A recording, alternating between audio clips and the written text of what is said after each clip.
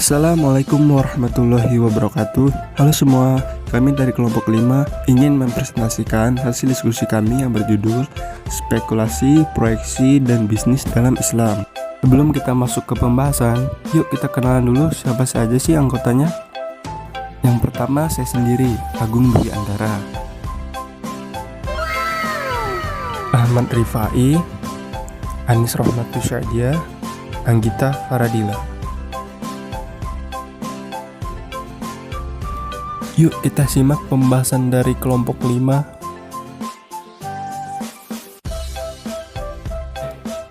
Kata spekulasi berasal dari bahasa Latin speculate, yang merupakan bentuk kalimat lampau dari speculari, yang artinya melihat ke depan, mengamati, dan menelaah.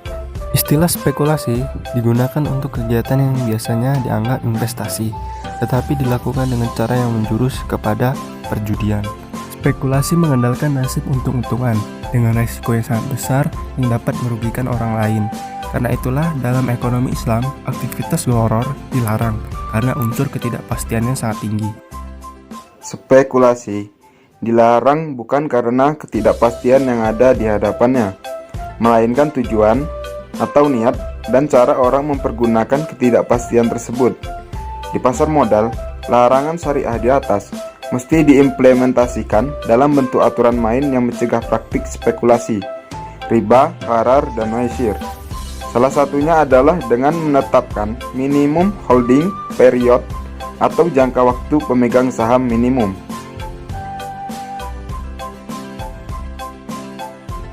Proyeksi atau forecasting adalah ramalan atau estimasi terhadap keadaan di masa depan.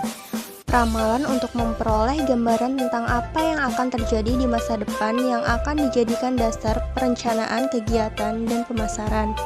Terkait dengan peramalan atau proyeksi atau menaksirkan sesuatu, Rasulullah membolehkan melakukannya. Jenis-jenis proyeksi atau forecast. Yang pertama menurut Saputra dan Asri berdasarkan jenis data yang disusun. Yang pertama proyeksi kualitatif, yaitu peramalan berdasar pada kualitatif di masa lalu. Yang kedua proyeksi kuantitatif, yaitu peramalan yang berdasar pada data penjualan di masa lalu. Yang kedua menurut Ginting berdasarkan sifat penggunaannya. Yang pertama proyeksi subjektif, yaitu berdasarkan perasaan atau intuisi dari orang yang menyusun. Yang kedua proyeksi objektif, yaitu data yang relevan di masa lalu dengan memakai teknik-teknik dan metode-metode dalam menganalisa data tersebut. Yang ketiga menurut Herianto berdasarkan horizon waktu. Yang pertama berdasarkan jangka pendek, mencakup jangka pendek kurang dari 3 bulan, misalnya peramalan dengan hubungan dengan perencanaan pembelian material, penjadwalan kerja, dan penugasan karyawan. Yang kedua proyeksi jangka menengah, mencakup waktu antara 3-18 bulan, yaitu peramalan untuk perencanaan penjualan, perencanaan produksi, dan perencanaan tenaga kerja tidak tetap. Yang ketiga proyeksi jangka panjang, mencakup waktu lebih besar dari 18 bulan untuk peramalan yang diperkirakan dalam kaitannya dengan penanaman modal, perencanaan fasilitas, dan lain-lain. Tujuan dari proyeksi adalah untuk memproduksi agar prospek ekonomi dan aktivitas usaha menjadi pengaruh lingkungan.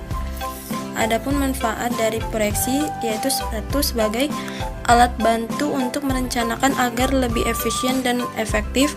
2. Untuk menetapkan kebutuhan sumber daya pada masa yang akan datang. Dan 3. Untuk membuat keputusan yang tepat.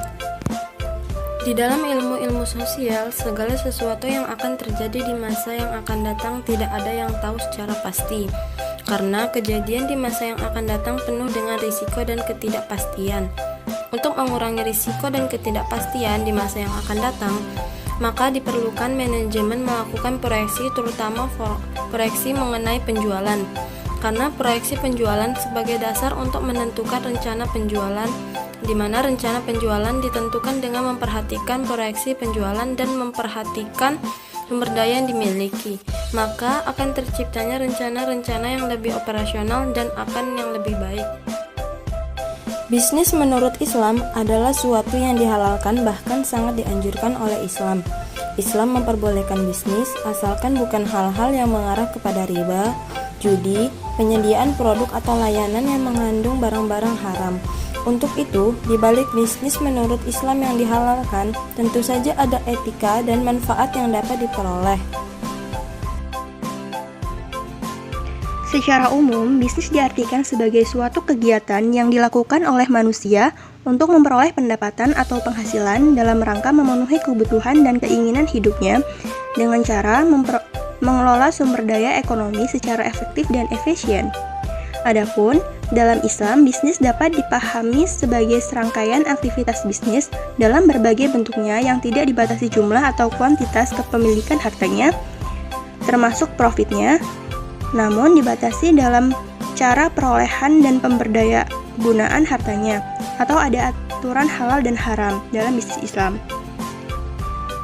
Bisnis dalam perspektif Islam pada hakikatnya tidak semata-mata bersifat material yang tujuannya hanya semata-mata mencari keuntungan duniawi, tetapi juga bersifat immaterial yang tujuannya mencari keuntungan dan kebahagiaan ukhrawi.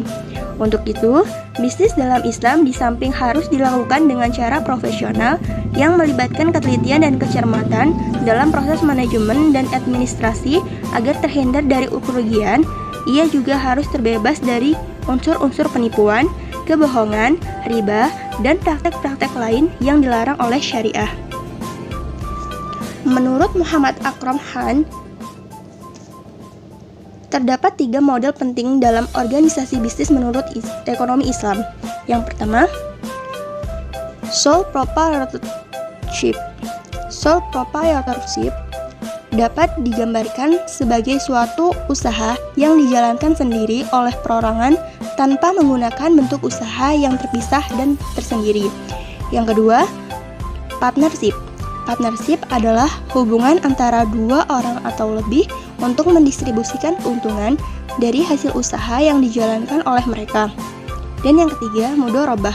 Mudharabah adalah bentuk kerjasama antara 2 atau lebih pihak di mana pemilik modal atau sahibul mal mempercayakan sejumlah modal kepada pengelola atau mudharib dengan suatu perjanjian di awal. Bentuk ini menegaskan kerjasama dengan kontribusi 100% modal dari pemilik modal atau sahibul mal dan keahlian dari pengelola atau mudharib. Terdapat perbedaan antara bisnis Islami dan konvensional.